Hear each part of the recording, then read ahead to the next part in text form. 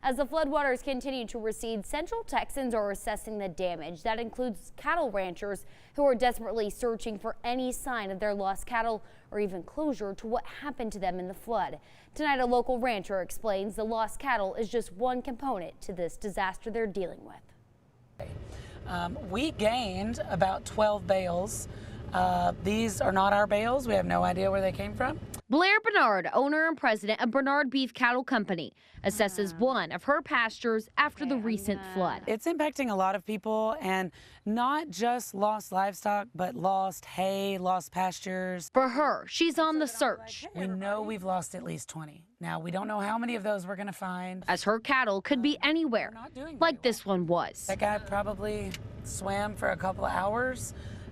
When he was here yesterday, he was covered in mud. You can see he's not very healthy. Some cows are being found miles away. Good girl, baby. This one found by Central Texans, swimming in Stillhouse Hollow Lake, possibly being carried up to 40 miles downstream. So they're going to have water in their lungs, probably abrasions and cuts. Bernard says the cattle that are being found alive are in rough shape, just like her pasture.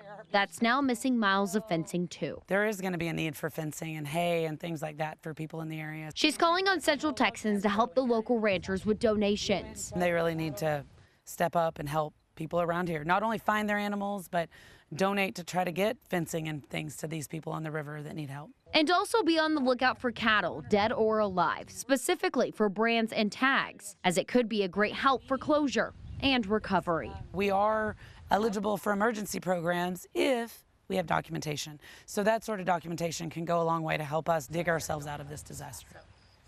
Well, Central Texans have created a Facebook group to help livestock owners in the search. As of today, it has grown to more than 250 members only a day after it was created. We have a link to that group on our website, kcntv.com.